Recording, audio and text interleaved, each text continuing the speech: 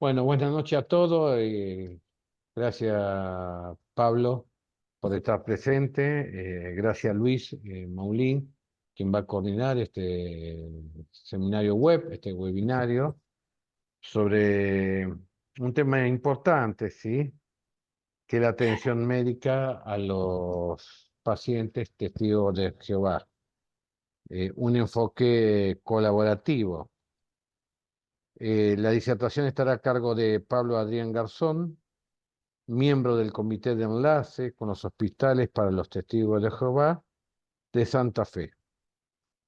Bueno, esta disertación centra fundamentalmente sobre la atención médica a los testigos de Jehová, un enfoque colaborativo.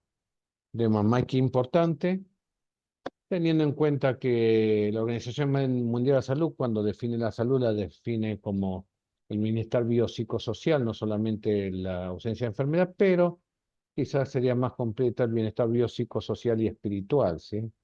De todas las personas en ese enfoque más integral que hace también a la visión de los médicos. Por lo tanto, es muy importante esta disertación y poder escucharlo a Pablo como parte de este comité de enlace con hospitales de los testigos de Jehová. Pablo, gracias. Y Luis, si vos querés decir también unas palabras y comenzamos, si te parece. Hola, bueno, buenas noches. No mucho más que agregar. Agradecerle nomás a los integrantes de la comisión de enlace con los hospitales y los testigos de Jehová que nos pasan información que en la práctica médica, cuando las cosas ocurren, realmente es útil. Y lo que sí hay que tener en cuenta es que lo que ellos aplican a nosotros por cuestiones de elección personal en base religiosa nos está sirviendo muchas veces para asistir a otros pacientes que el beneficio de la cirugía, por ejemplo, sin transfusión sanguínea en oncología, el beneficio está más que demostrado. Así que bienvenidos a los chicos y gracias por participar y pasemos a escucharlos. Bien. Bueno, muchas gracias por la introducción, han sido muy acertados. Y bueno, bien vale primero no pasar por alto el agradecer lo que ha sido durante la pandemia del COVID-19, cómo han demostrado los médicos el profesionalismo y dedicación con la cual afrontan los desafíos. Y como testigos de Jehová en particular, agradecemos también ese mismo profesionalismo con el que asumen la cuestión de la sangre al atender a un paciente testigo. Gracias a esta atención y a esta dedicación y profesionalismo, en Santa Fe se realizan cirugía de reemplazo de válvulas cardíacas sin transfusiones de sangre. Hemos tenido un caso de corrección de cirugía de escoliosis en un menor de 11 años de edad, reemplazos de cadera en pacientes mayores de edad.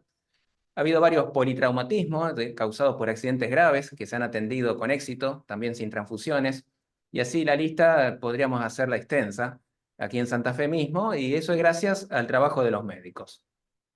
Sin embargo, cuando se presenta un paciente testigo, es como que por momentos pareciera que estuviéramos los pacientes y los médicos en veredas diferentes o en orillas diferentes atravesados allí por un río. ¿Por qué? Y porque al médico puede que no se le haga fácil o comprender por qué un paciente se niega a un tratamiento que serviría de soporte para su propia vida. Eso es algo que puede ser con cierta dificultad comprender. Y por otro lado, el paciente, en la otra orilla, tiene el temor de que por su postura de negarse a una transfusión de sangre, bueno, no reciba el tratamiento médico adecuado. Así que esto un poco los distancia al paciente y al médico. Por eso que el enfoque de esta presentación es brindar información que pueda crear puentes y pueda colaborar. De allí el título de un enfoque colaborativo. Ahora, ¿sobre qué se va a basar esta presentación? Bueno, aquí vamos a perseguir tres objetivos. El primero es comprender la postura sobre la medicina de los pacientes testigos de Jehová. Esto no significa aceptarla o practicarla, pero al comprenderla e incluso entender algunos aspectos legales que apoyan la actividad de los médicos, puede ayudar a partir de allí al segundo objetivo, que es implementar estrategias que ahorren o eviten las transfusiones de sangre. Vamos a hablar sobre algunos casos de estudios, para poder comprender cuáles son las ventajas de estas estrategias y cómo se aplican o cómo se llevan a la práctica. Y finalmente, la red de comité de enlace con los hospitales para los testigos de Jehová. También, qué herramienta o qué apoyo damos y cómo les sirve de ayuda a los médicos. También vamos a hablar de esto como un tercer objetivo. Por eso, comenzando con nuestra postura, la pregunta es, ¿cuál es la postura ética y religiosa? Primero tenemos que decir que no estamos en contra de la medicina. Es decir, que cuando un paciente testigo de Jehová tiene un problema de salud, acude a los centros médicos para dar la atención a él y a sus familias. Nosotros no creemos en las curaciones por fe y cuando estamos enfermos acudimos a los médicos. Acudimos a los hospitales buscando tratamiento médico de calidad que eviten las transfusiones de sangre. Valoramos el trabajo de los doctores que tratan al paciente integral y valoramos también los avances de la medicina. No estamos en contra de la medicina. Por ejemplo, cuando fue la pandemia del COVID-19, nuestras publicaciones recomendaban seguir las recomendaciones de los servicios de salud. Tal es así que la mayoría de los testigos de Jehová recibimos la vacuna del COVID-19. ¿Por qué? Porque valoramos aquello que mejora la calidad de vida. Nosotros tenemos un alto valor a la vida y por eso que valoramos los avances de la medicina. No vamos a hablar de religión, pero sí tenemos que citar que nuestra postura se basa en un mandato en la Biblia que consideramos que es un mandato directo de Dios, de abstenernos de las transfusiones de sangre. Entendemos que el mandato de abstenernos de sangre las incluye. Y también, como esto conforma un profundo valor religioso que afecta a nuestra moral, consideramos que pasar por alto este mandato, cuando somos forzados a una transfusión, consideramos que somos violados. Y esta es una postura que fue apoyada por la Corte Suprema de Justicia en el año 93, en el caso Bamondes, cuando falló a favor de que la dignidad humana supera el posible daño que cause la ausencia de la transfusión. Y dice allí que los médicos deben honrar la decisión del paciente y nada cabe reprochar al médico que la respeta. Así que vemos entonces que esta postura de la autodeterminación y de respetar la dignidad del paciente, bueno, supera el posible daño que causaría la ausencia de un tratamiento médico. Ahora, ¿cómo nos afecta este mandato? Ningún testigo de Jehová va a aceptar glóbulos rojos, glóbulos blancos, o transfusiones de plaquetas, o transfusiones de plasma.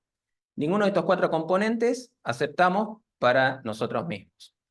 Ahora bien, la ciencia ha avanzado y algunas de las fracciones que para ciertos tratamientos se utilizan, por ejemplo, fracciones de plasma como es la albúmina, la inmunoglobulina o los factores de coagulación, son aceptados por la mayoría de los pacientes testigos de Jehová. Eso es algo que el médico debe conversar con el paciente, exponer cuál es la fracción que se va a utilizar y el paciente allí va a decidir aceptarlas o no.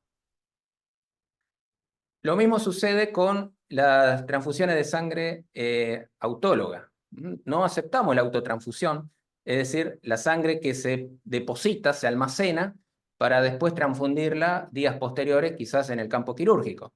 Eso es rechazado por todos los testigos de Jehová.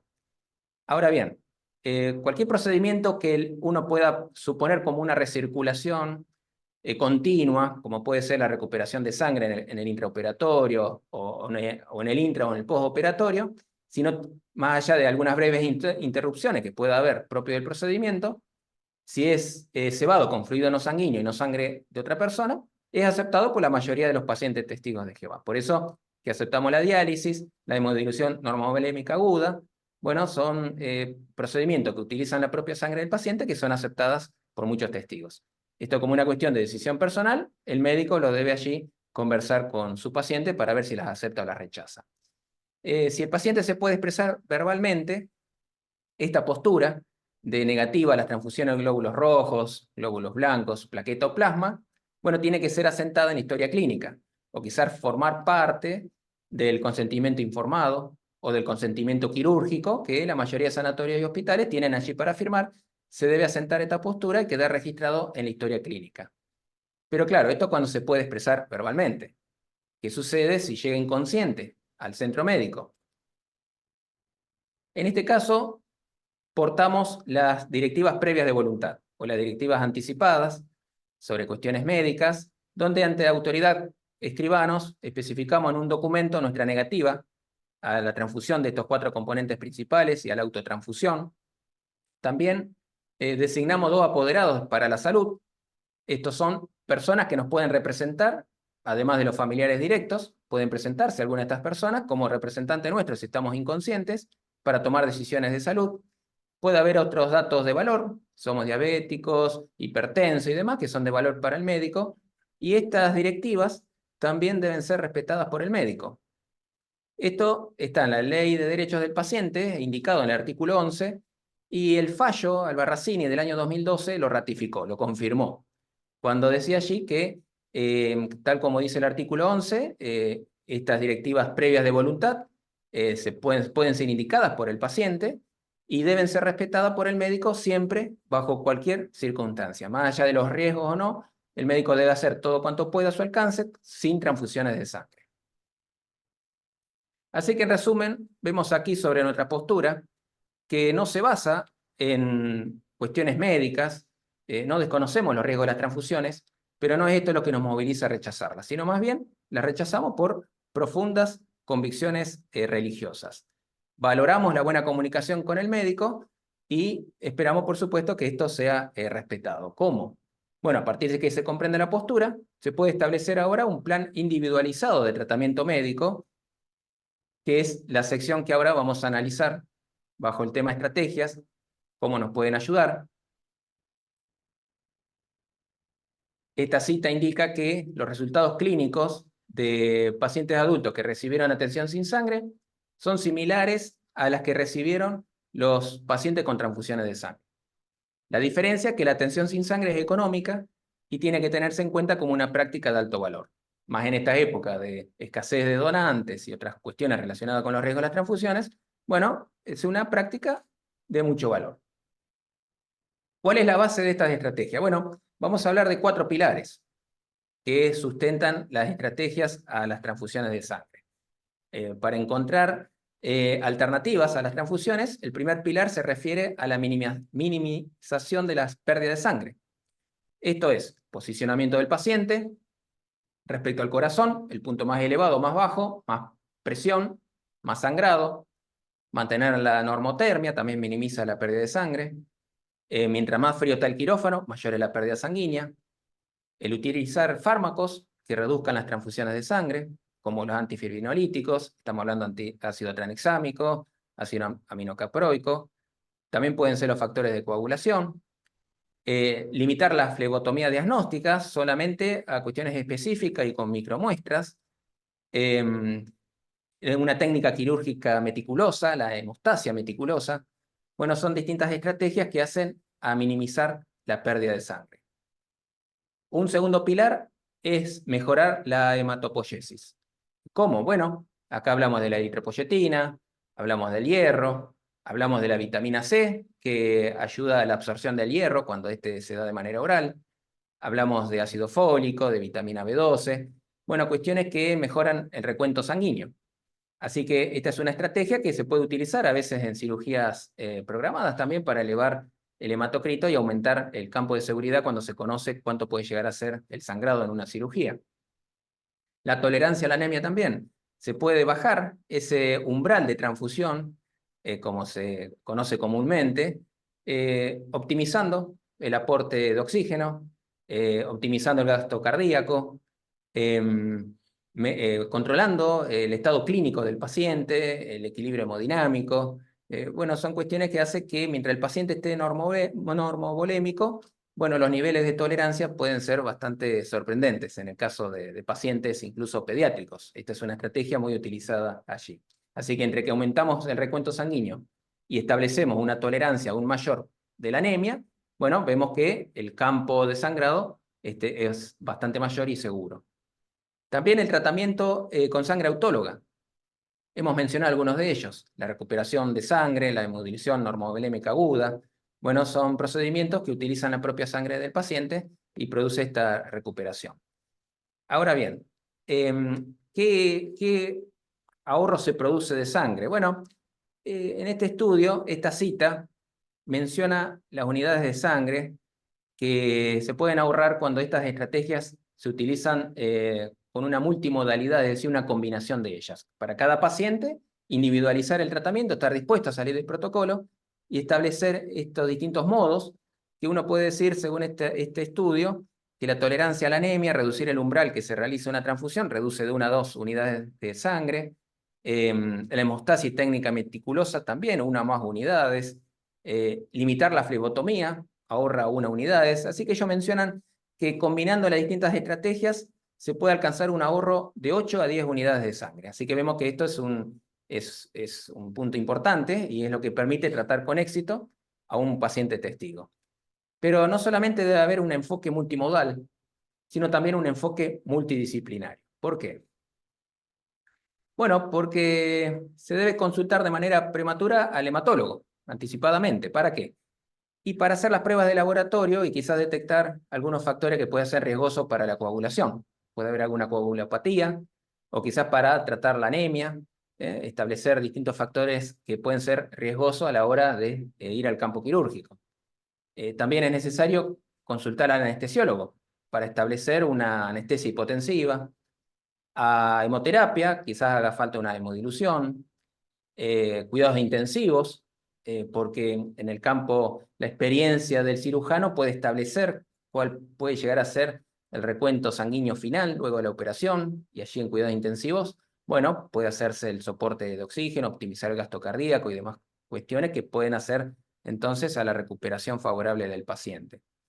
E incluso, si existe un sangrado importante y el paciente está anémico, en este enfoque interdisciplinario, multimodal, es importante evitar la actitud de esperar a ver qué sucede.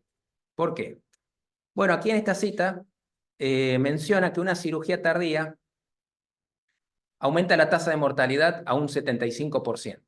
Y cuando esta se efectúa de emergencia dentro de las 24 horas para terminar el sangrado, ya que si un paciente está sangrado, está anémico, bueno, no va a haber una recuperación de su recuento sanguíneo, prontamente entonces hay que controlar la hemorragia. Bueno, esto reduce la mortalidad a un 20%. Así que es una representación gráfica de lo importante de evitar la actitud de a ver qué sucede, porque el tiempo es vida. Y esto incluso lo dice un doctor cuando dice que enfocarse en la hemostasia temprana y la reanimación, en lugar de intentar convencer al paciente para que acepte una transfusión, puede salvarle la vida a quien sufre una hemorragia aguda. Y otro médico subraya que cuando los pacientes rechazan las transfusiones, la decisión de volver a operar para detener el sangrado postoperatorio debe tomarse rápidamente. ¿Por qué? Bueno, como dice este médico, la sangre es vida. Estamos hablando siempre de la sangre del propio paciente. Ahora, ¿qué resultados se obtienen de estas estrategias? Bueno, aquí hacemos mención a este estudio hecho en Australia Occidental, en 4 hospitales durante 6 años. Se implementó un plan de gestión de la propia sangre del paciente.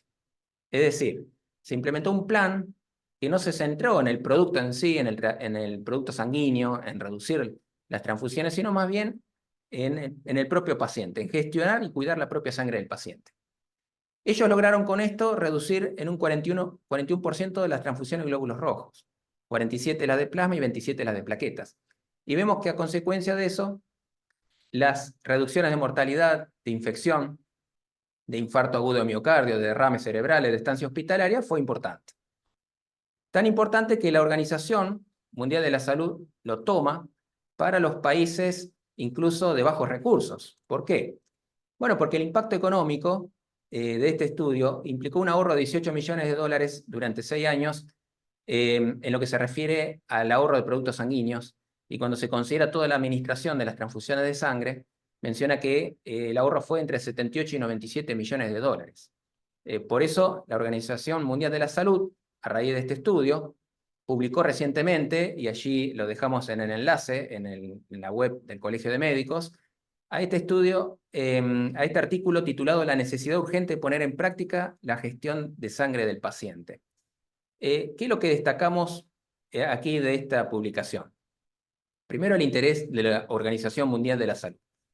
Y menciona que las graves estrecheces económicas que restringen, por ejemplo, el acceso a productos farmacéuticos de alto valor o dispositivos médicos muy eficaces que apoyan la gestión de la sangre del paciente, dice que estas limitaciones no deberían impedir la implantación de esta gestión. Dice, en vez de ello, hay un sólido argumento en favor de su implantación, ya que el status quo impone cargas económicas insostenibles, en especial en países de bajos recursos. Así que notamos entonces el impacto positivo de las estrategias que evitan las transfusiones de sangre. Vamos a ver algunos ejemplos al respecto. Vamos a enfocarnos primero en un protocolo, que es lo que solicitamos para lo que son casos pediátricos, de pediatría. Esto es algo que se ha implementado incluso en algunos servicios acá en Santa Fe con éxito. Primero, considerando que tanto padres como médicos deseamos el mejor cuidado para los pequeños. Cuando se comprende este punto de que se puede hacer la pregunta de ¿qué es lo que estamos rechazando? ¿Estamos rechazando la medicina o estamos más bien rechazando un tratamiento médico específico? Bueno, a partir de esta pregunta se puede establecer un protocolo que considere estos tres aspectos. Primero, de evaluar toda la literatura relacionada con las estrategias que evitan las transfusiones de sangre. Se ha visto que destacan la seguridad y eficacia de los tratamientos médicos sin sangre. Esto resulta ser sencillos, seguros y eficaces. Así que cuando se evalúa esta literatura, bueno, se pueden encontrar y recomendar transfusiones de sangre de valores más bajos o solo en casos de inestabilidad hemodinámica, en lugar de usar un nivel específico de hematócrito como desencadenante. Así que esto es un aspecto que cuando se evalúa la literatura, bueno, cada vez la tendencia de recomendar esto es mayor. Así que en casos pediátricos es un punto bastante interesante. Lo otro es buscar todas las opciones en cuanto a consultar con médicos de experiencia. A veces en un mismo servicio hay médicos de distintas experiencias, así que lo que solicitamos es que se consulte y las decisiones que se tomen sean realmente evaluadas como equipo. Y el tercer aspecto es el riesgo de las transfusiones. No se puede desconocer que las transfusiones de sangre tienen sus riesgos. La Organización Mundial de la Salud, en esta publicación de la gestión de la propia sangre del paciente, menciona esto, que la bibliografía científica señala que la transfusión por sí misma, después del ajuste por el riesgo, se asocia independientemente y en función de la dosis con desenlaces adversos como el aumento de morbilidad, mortalidad y duración promedio de la estancia en el hospital y la unidad de cuidado intensivo. Esto es algo que subraya allí la Organización Mundial de la Salud en este artículo. Incluso dice que algunos ensayos aleatorios han demostrado que la transfusión liberal no aporta beneficios y sí en cambio puede ser nociva. Se considera que la inmunomodulación y la lesión por almacenamiento tienen un papel clave en los resultados adversos de la transfusión. Así que uno ahí se hace la pregunta si es necesario acudir a las autoridades, a las entidades jurídicas, y si no es mejor evitarlo, mantener la comunicación, un diálogo abierto con la familia y aplicar este protocolo, de evaluar toda la literatura, de buscar todas las opciones, consultando a médicos de experiencia y de evaluar los riesgos. Ahora vamos a ver un caso de adulto de los beneficios de no tomar la actitud de esperar a ver qué sucede. Este es un caso en gastroenterología. Vamos a hacer mención de qué se trató. En este estudio, de este caso, un varón de 58 años, enfermedad por reflujo gastroesofágico, que acudió al servicio de urgencias con hematemesis activa.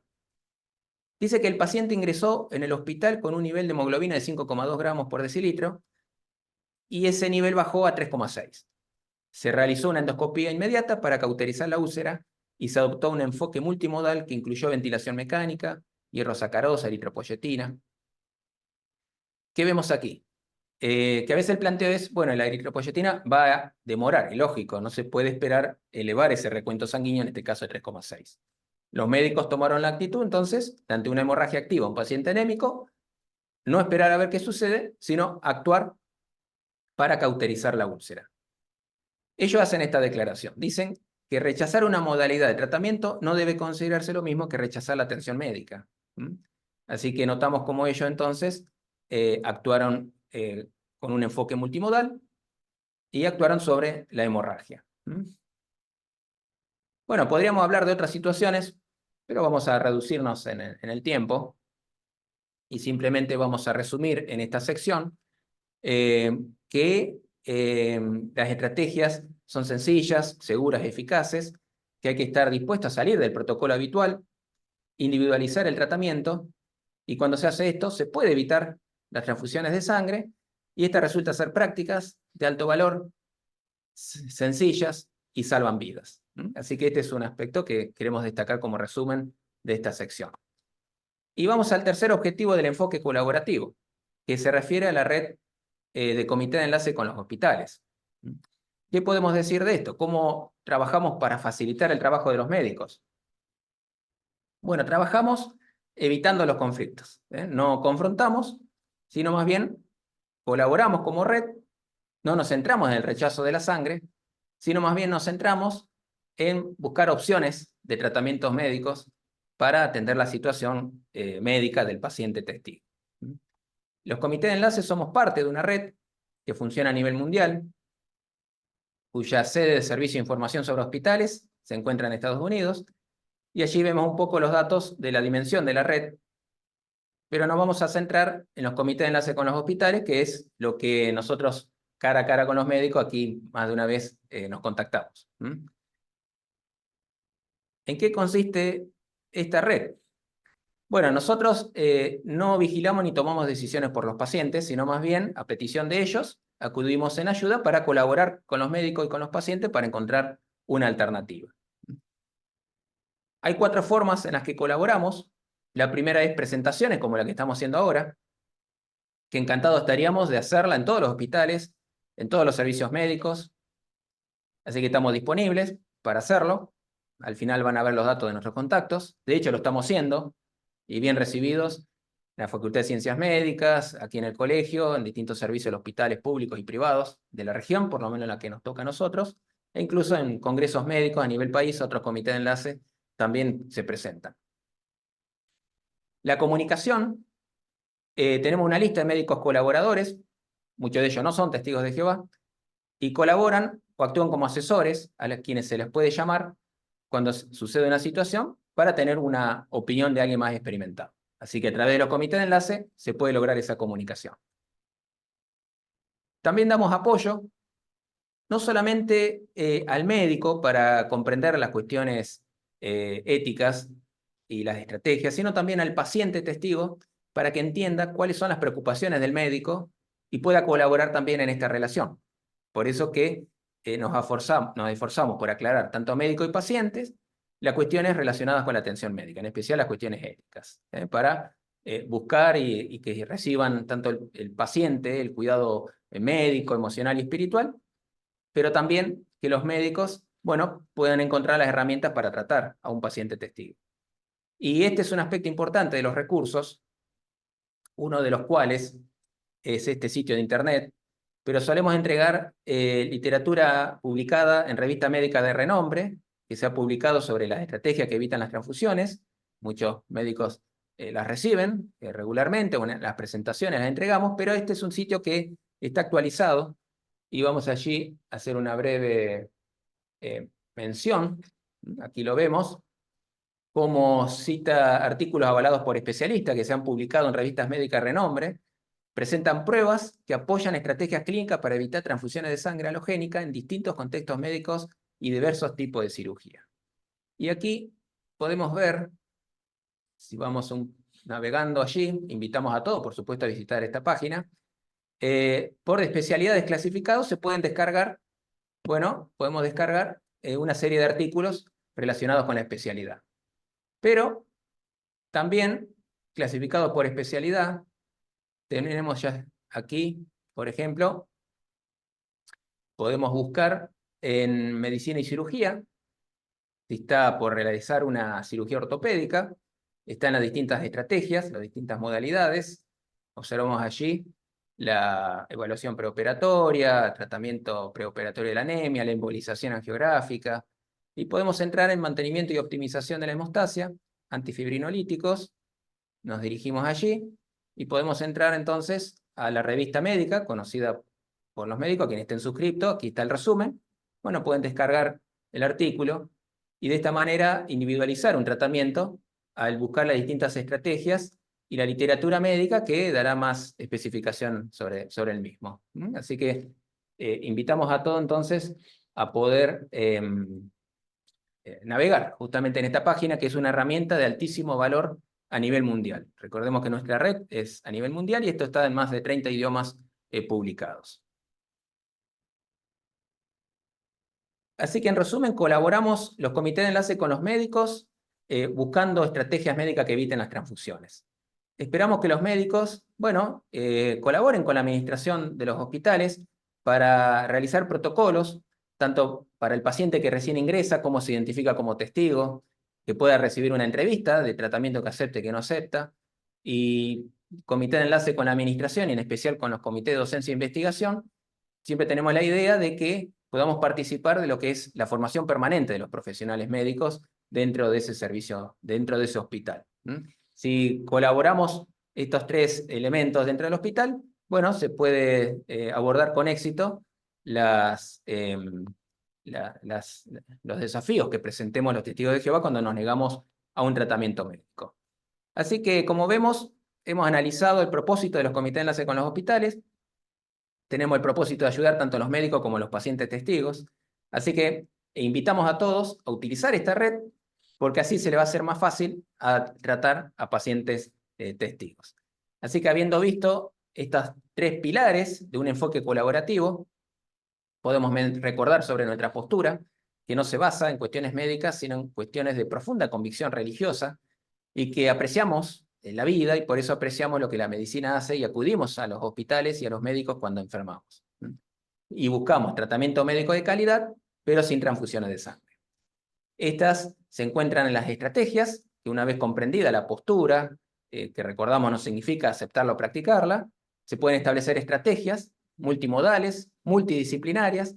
Hemos visto los beneficios, no solo en aquellos que rechazamos las transfusiones, sino, como se mencionó también en la introducción, en la generalidad de los pacientes. Y finalmente, el recurso de los comités de enlace como una herramienta que facilita el trabajo de los médicos. Así que concluimos un poco esta presentación. Estamos dispuestos a responder preguntas. Quienes desean hacerla, con gusto las podemos responder. Aquí están los datos de contacto, que después pueden comunicarse con nosotros. Cualquier duda o otras preguntas las podrán realizar aquí también.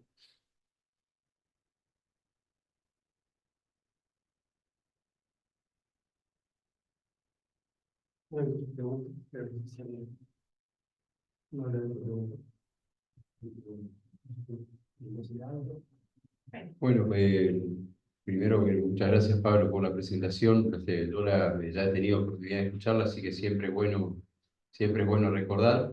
Y bueno, o sea, más allá de la cuestión de la atención de los pacientes testigos de Jehová, que es lo que nos ocupa acá, hay estrategias que se comparten, ¿no? Entonces, me parece que por eso es doblemente útil de escuchar siempre este tipo de presentaciones. Y aparte, hay que tener en cuenta que 4 principios son los que rigen lo que hacemos los médicos. ¿Sabes? Y el principio es la autodeterminación, o sea, donde el paciente elige con la información adecuada qué tratamiento recibir y cuál no.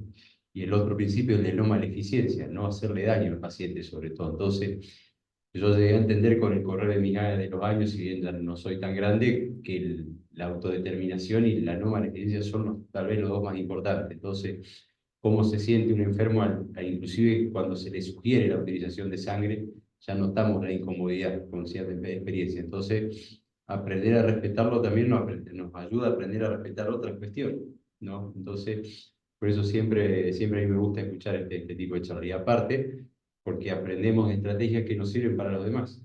Entonces, yo en cirugía hepática utilicé durante mucho tiempo la hemodilución hormovolémica aguda, ¿está? En pacientes que no son testigos de Jehová, y eso hemos visto que no necesitan la transfusión ni intra ni después. Entonces, eso a nivel de gasto económico, créanme que es importante. Y bueno, después, si tenés algo para comentar, que más nos preocupa muchas veces son los cuadros más agudos, o sea, el trauma, los sangrados digestivos, por ejemplo, en cirugía, que son cosas que realmente nos preocupan, y a veces también nos preocupa cómo llevar al paciente a una situación donde pueda tolerar una cirugía, porque tenemos muchas veces pacientes con cáncer colorectal que la presentación es con síndromes anémicos muy profundos. Si bien los pacientes se adaptan, está bien, están llegando con valores de hemoglobina muy bajos a la cirugía, no los podemos subir porque literalmente la canilla sigue abierta. Entonces esas estrategias son por ahí las que son más interesantes explorar porque a mí me han ayudado inclusive con pacientes no testigos. Entonces, por eso si tenés algo que comentar cortito, Pablo, a ese respecto, estaría bueno. Y después dar lugar a Guillermo y Arturo, si están presentes, si quieren hacer un comentario. Eh, sí, los invitamos para eso. Por supuesto, la cirugía de control de daños es el gran avance que hubo aquí en Traumatología y Medicina de Urgencias, en la página aquí web que estoy compartiendo. ¿Sí está compartiendo? Bueno, ahí están las distintas estrategias. Eh, Hay que comprender que es así. Lo primero es controlar la hemorragia. Si no se controla la hemorragia, cualquier cosa que se haga no tiene mucho sentido. Ahí está la experiencia de los profesionales. Y en general, en emergentología, las transfusiones de sangre no es la primera opción, sino más bien es controlar el daño, controlar la hemorragia. Aquí van a ver las distintas estrategias y lo que invitamos es a, bueno, a actualizarse, a navegar un poquito, investigar las distintas técnicas que hacen a la atención de un paciente que está en una situación de emergencia de esa clase. Así que esto es, hay pacientes que se transfunden y fallecen y pacientes que no se transfunden y fallecen, es la realidad de la actividad o del trabajo médico. Así que están en el estudio y cuando un paciente es testigo, bueno, comprender cuál es la postura y a partir de allí individualizar el tratamiento con lo que se disponga allí.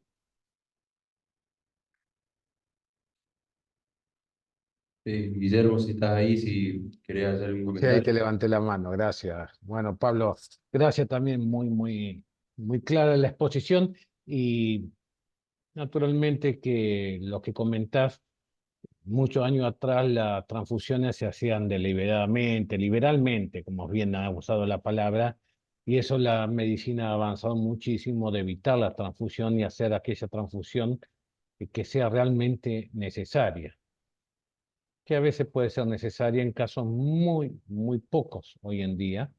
Eh, bueno, la medicina es una ciencia fáctica y la toma de decisión en tiempo oportuno es todo un tema. Y bien lo que decía, por un lado está el paciente que es testigo, que por ahí una transfusión le puede salvar la vida, pero lo puede matar en vida. Qué Es verdad. dilema. Pero para el médico también, que en su juramento hipocrático dijo a cuidar, acompañar y primo uno noche, ante todo no producir daño, porque al fin y al cabo no deliberamos, sino que tratamos de dar todos los elementos que están al alcance humano, como bien dijiste, Pablo, se acercan para recibir el cuidado y la atención médica, eh, sin ponernos en un pedestal ni nada, sino comparto el intercambio de opiniones y la segunda opinión es fundamental. Es Pero te verdad. voy a poner un poco de tensión. Estamos Disculpa, acostumbrados. Pablo. Digo, sí. Porque por ahí hablaste de un niño adolescente y yo te lo dije en el colegio médico. Uno es, primero, lo que mencionó Luis, los principios anglosajones de autonomía, no beneficencia, no maleficencia y justicia en la bioética. Son principios que nos guían y sobre todo también el principio de la persona, que hay una persona por medio, más allá de los, también de esos principios que a veces pueden ser muy...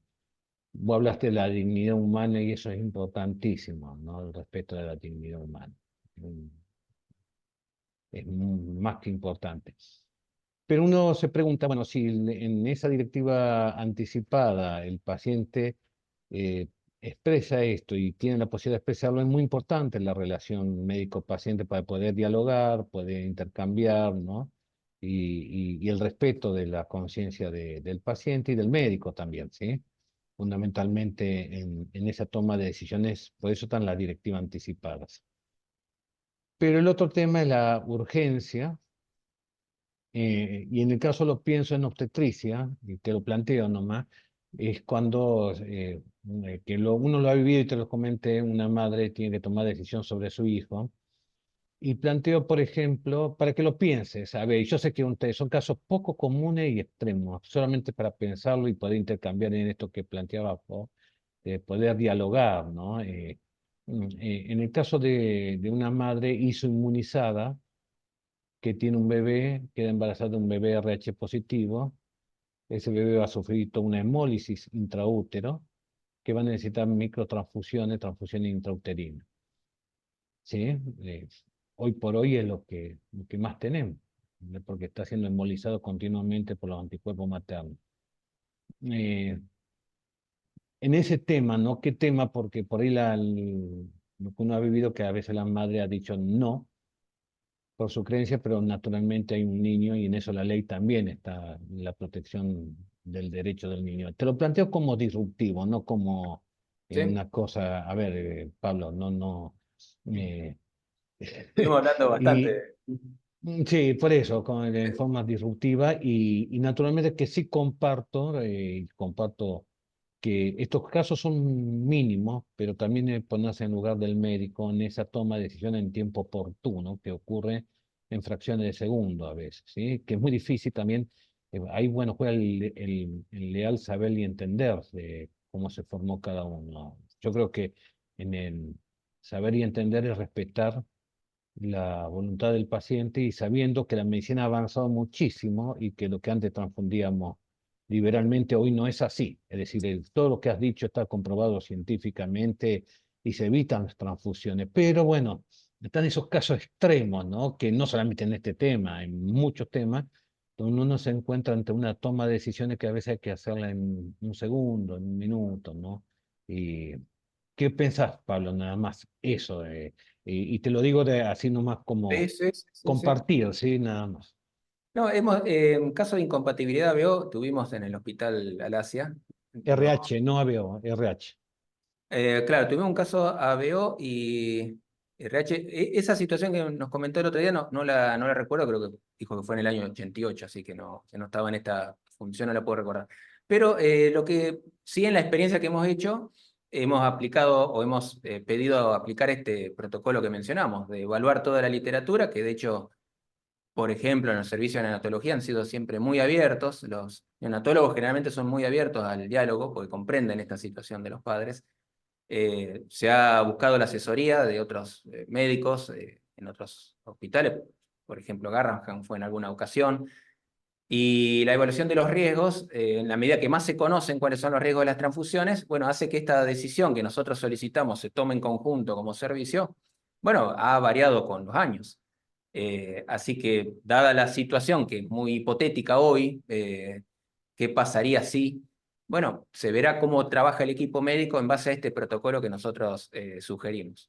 Porque como bien dijo, la decisión adulta debe ser respetada, la de un adolescente incluso, de acuerdo a su grado de madurez, debe ser muy tenida en cuenta, y por supuesto que en el caso de un neonato o un no nacido, bueno, ahí vale, por supuesto que los padres tienen derecho a decidir sobre la vida de sus hijos, el centro de vida va a estar en su hogar, decidimos los padres sobre muchos aspectos y va a estar esa negativa, y por eso que solicitamos aplicar ese protocolo. Dada la situación, bueno, leímos a usted el otro día las decisiones de los tribunales en esos casos, que justamente menciona eso, de consultar a los comités de enlace. Nosotros lo que hacemos es eso, preguntamos, ¿no están dispuestos a hacer una segunda consulta? Y bueno, y la experiencia con los años y viendo los riesgos también de las transfusiones ha ido cambiando los distintos protocolos que en su momento eran habituales. Nos veremos qué sucede llegado el caso nuevamente, qué decisiones se toman. Gracias, Pablo. No sé si es satisfecho su... Sí, sí, sí, Pablo, sí, sí, Hemos a ver. hablado, hemos hablado. Compa- Pero el tema de los riesgos, las transfusiones, bueno, es un aspecto a tener en cuenta. Por ejemplo, el tema de dengue, hemos tenido situaciones de bajo recuento de plaquetas, donde la transfusión de plaquetas profiláctica hoy es más frecuente, estudios que demuestran que estos son con resultados adversos en relación a los pacientes que se mantiene su bajo recuento de plaquetas y se fortalece con vitamina K, inmunoglobulinas y otras opciones a tratamientos que son habituales. Entendemos que, que con lo que se está publicando sobre los riesgos de la transfusión de plaquetas va a variar el enfoque, por lo menos en el caso de pacientes testigos, se lo enfoca de esa otra manera. Se evitan las transfusiones de plaquetas y los resultados son favorables. Hay algunas publicaciones que estamos distribuyendo últimamente entre los médicos que así lo están mostrando. Así que lo que vemos es que los protocolos que son habituales en ciertas ocasiones, la medicina se va actualizando y justamente en el principio de no maleficencia, el tema de los riesgos de la transfusión entra en ese aspecto también. Y ahí está el criterio del equipo médico, por eso que solicitamos siempre la experiencia y según la experiencia de cada médico, bueno, puede que las decisiones sean distintas en una y otra situación.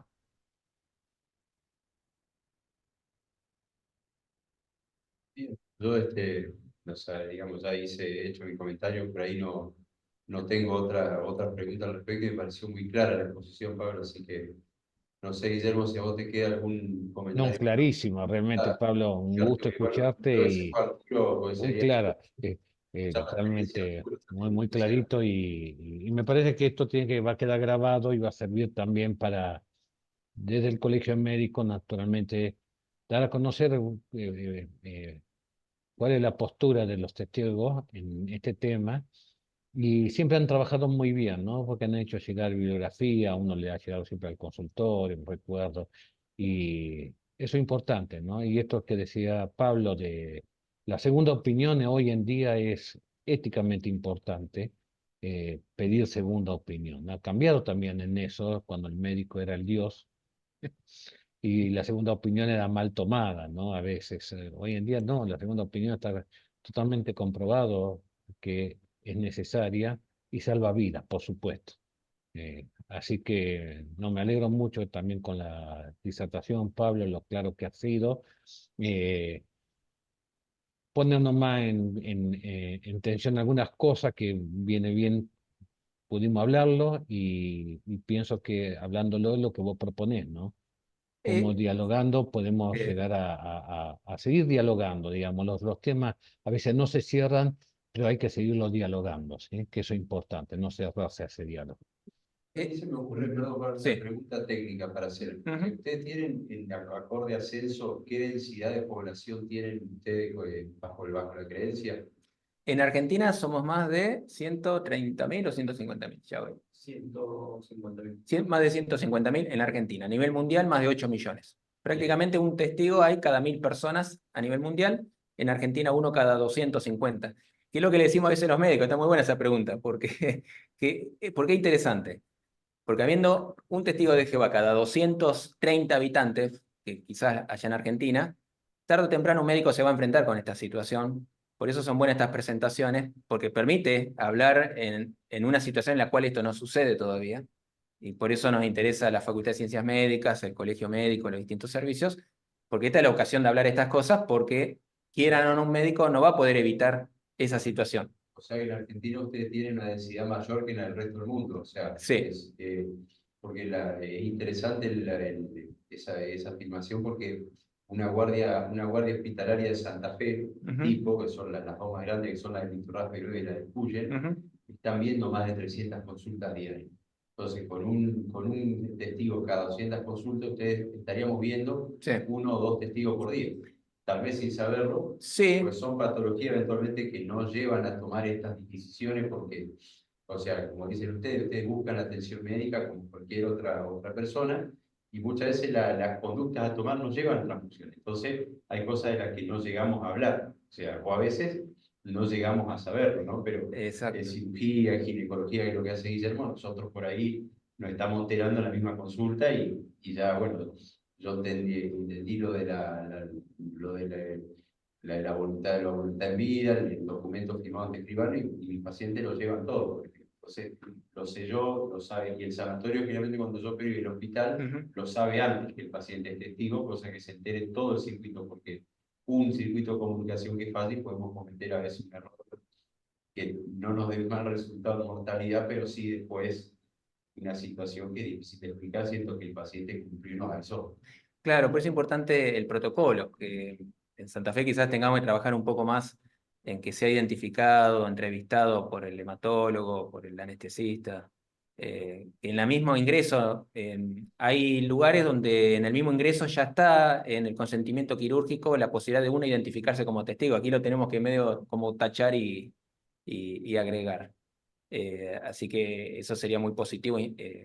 introducirlo dentro de los protocolos y que todos los servicios sean informados y de alguna manera el paciente testigo esté identificado. Y respecto a la densidad, sí es cierto, 1 cada 200 y algo de testigos de personas por habitante son testigos de Jehová, pero también nuestro valor a la vida hace que, por decir así, ciertas conductas que a veces causan ciertos problemas de salud, en el caso de los testigos, a veces lo tenemos menos, porque hay ciertos hábitos que no practicamos y que sabemos son perjudiciales para la salud. Así que quizá no sea que de los 300 siempre haya 1 o 2, sino haya algo menos, por esa razón de que tratamos de cuidar nuestra salud, evitando también ciertos hábitos.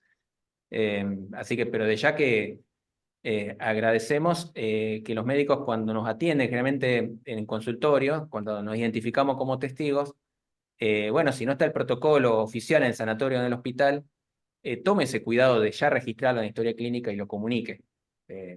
Porque quizá una situación que ingrese no como emergencia puede hacerlo después. Generalmente sucede con los embarazos. Puede venir todo bien y de golpe convertirse en una emergencia. Entonces, ese paciente, bueno, va a requerir quizá una evaluación durante el embarazo de su anemia y demás con más cuidado que otro, porque va a ser necesario ya que eso se tenga en cuenta. Quizá requiere una evaluación hematológica más profunda, porque hay mujeres que por el embarazo se han enterado de alguna cuestión, de alguna coagulopatía, alguna enfermedad, digamos, o alguna, claro, congénita, y ha sido a raíz del embarazo. Entonces, bueno, con un protocolo, bueno, se pueden evitar que dada una situación más complicada después, bueno, se pueda atender, como parte también de esa estrategia. Justamente ahí el doctor Serrano estaba presente escuchando y escribe una opinión ahí que, o sea, que habla de lo valiosa que es la información y que claramente, como lo decíamos recién, que en el primer nivel por ahí no se hace necesaria en terapias que requieran transfusiones de sangre o hemoderivados, pero siempre es bueno para saber respetar los derechos del paciente, ¿está? Y la convicción del paciente. Eso me parece importante, así que quería trasladar el comentario del doctor Serrano. No, y de hecho contribuye mucho con su comentario y bueno, lo que hace al permitir que esto sea difundido ahora en el Colegio de Médicos, realmente tiene un valor muy alto, porque bueno, algunos profesionales han dicho lo van a ver después en diferido, pero es una carta también de presentación para que se nos permita también con más frecuencia en algunos lugares presentarnos. Y bueno, es una labor en equipo que hacemos en congresos, en estas presentaciones y una red mundial que bueno, esperamos llegar a todos los médicos, son creo que 5.000 por año que se reciben en Argentina, más o menos, así que nuestro interés sería llegar a esos 5.000. Hay un buen desafío, Pablo, hay un buen desafío. Exacto. Bueno, acá en Argentina somos somos bastantes miembros del comité de enlace, pero que ahora estamos en las ciudades principales del país y nuestro objetivo es ese. Así como nosotros estamos aquí en este momento, en la semana ha habido otros colegas nuestros, digamos, en otras ciudades también haciendo sus presentaciones. Así que esto es una labor mundial que por lo pronto, por lo menos en la Argentina, del año 91 se hace. Con una primera presentación que hubo en el Iturraspe, con casi 40 médicos presentes aquella vez. Así que de ahí en más hemos tenido una continuidad que, bueno, van cambiando las generaciones de médicos y, bueno, agradecemos a aquellos que logran transmitir sus conceptos a los que vienen atrás. Bueno, siento que ya fue todo muy bien aclarado y muy rica la presentación. De no haber más comentarios, vamos a agradecerle nuevamente a Pablo y al Comité de Enlace por haberse presentado con nosotros, habernos pasado esta información sumamente valiosa. Y bueno, intentaremos mantenernos actualizados cada vez que corresponda, así mantenemos las relaciones y de paso seguimos aprendiendo. Muchas gracias. Muchas gracias. Gracias. Gracias a Chao, todos. Pablo. Chao, hasta luego. Buenas Chao, noches. doctor. Buenas noches.